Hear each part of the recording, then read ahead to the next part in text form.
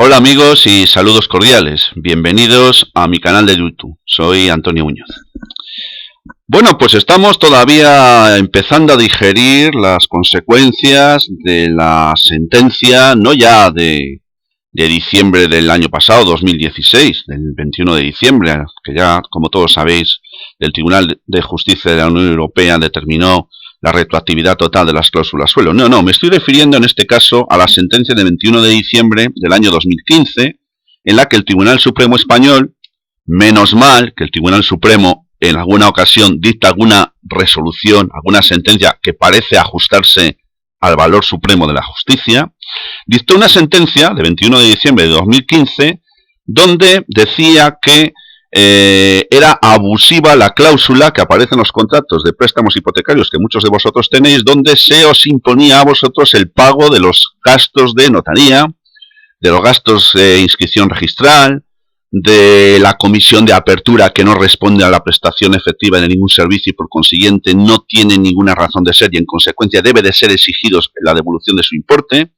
Tenemos otras cláusulas, como puede ser también la cláusula de estudios y formalización, estudios y preparación del préstamo.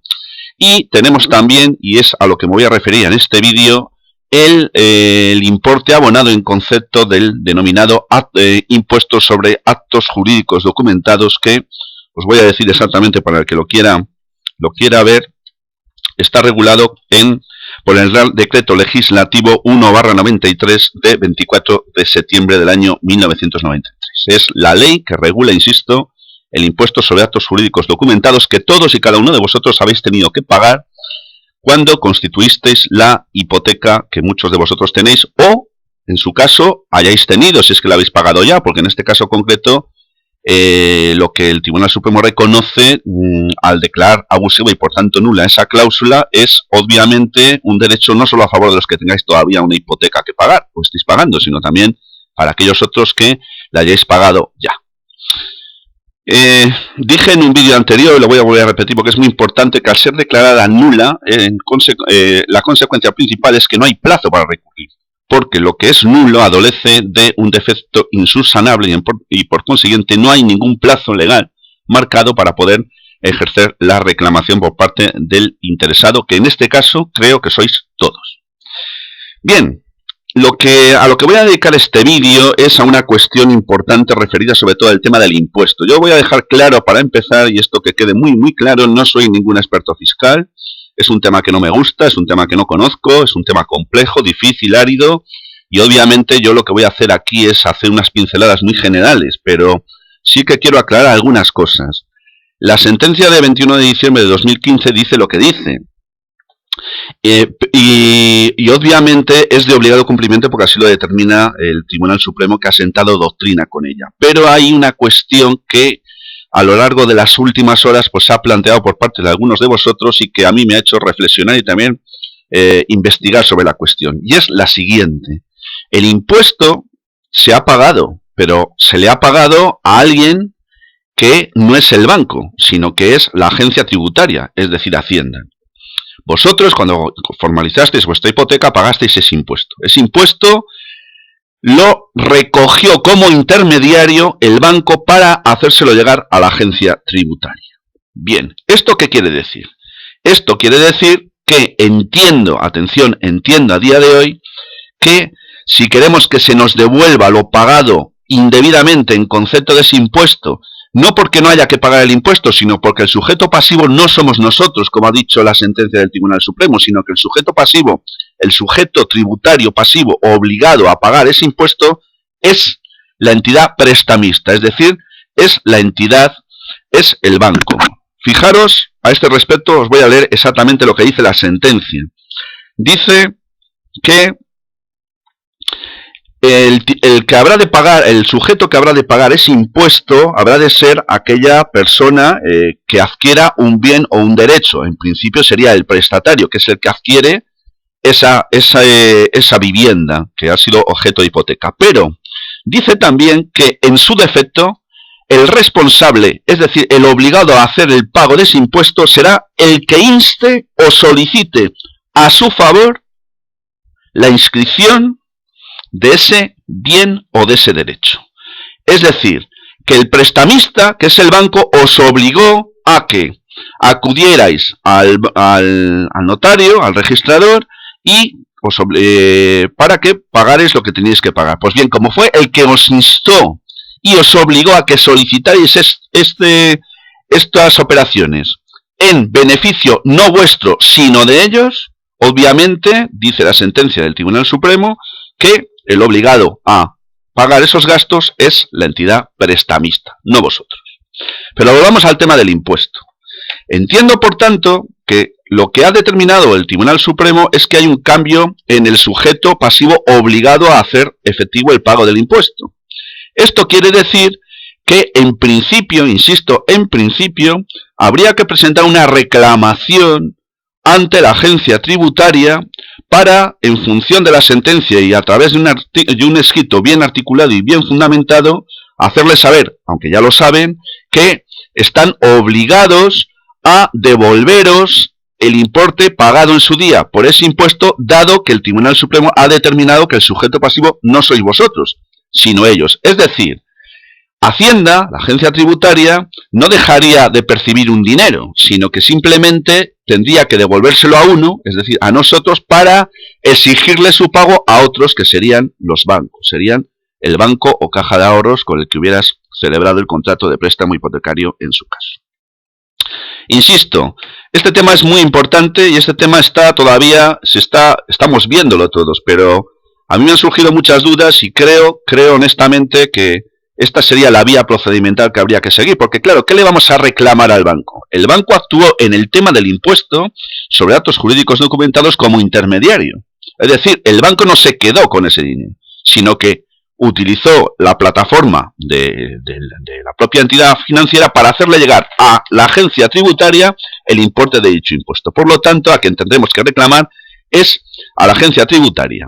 Es verdad que no se trataría de un recurso, porque aquí no estaríamos diciendo nada de no estoy de acuerdo con que tenga que pagar el impuesto. No estamos cuestionando eso. Lo que estamos haciéndole saber a Hacienda es que hay una sentencia del Tribunal Supremo de obligado cumplimiento donde se determina que el sujeto pasivo de ese tributo no somos nosotros, que fuimos los que lo pagamos en su día, sino que son otros, es decir, en este caso los bancos, y que en consecuencia es a ellos a quienes les tiene que exigir el pago de ese dinero.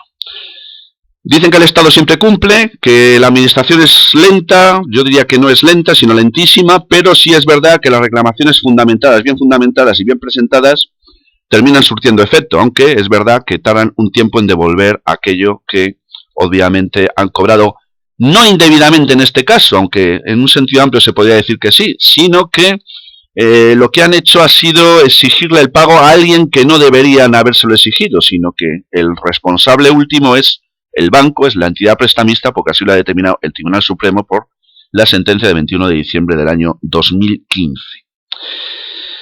Hay una cuestión también que voy a aprovechando esta circunstancia, voy a intentar dejar clara. El artículo 89.3 de la Ley General de Consumidores y Usuarios, el texto refundido que fue aprobado por Real Decreto Legislativo de 1/2007 de 6 de noviembre del año 2007, dice en los puntos 1, 2, 3 y 4, pues cosas tan interesantes y tan importantes como que es el prestamista y no el prestatario o consumidor el que tiene que hacer frente al pago de los gastos de notaría, registro, etcétera. Os invito a que leáis ese artículo, insisto, artículo 89.3, párrafos 1, 2, 3 y 4. Es muy breve, es fácil de entender y para que os aclare si tenéis alguna duda.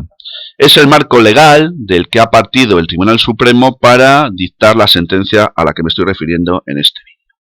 Simplemente ya voy a terminar haciendo alusión a otro tema fiscal. Insisto, no soy ningún experto. Lo que yo diga aquí tenéis que verificarlo por otras vías a través de alguien que esté puesto en este tema y que esté al día.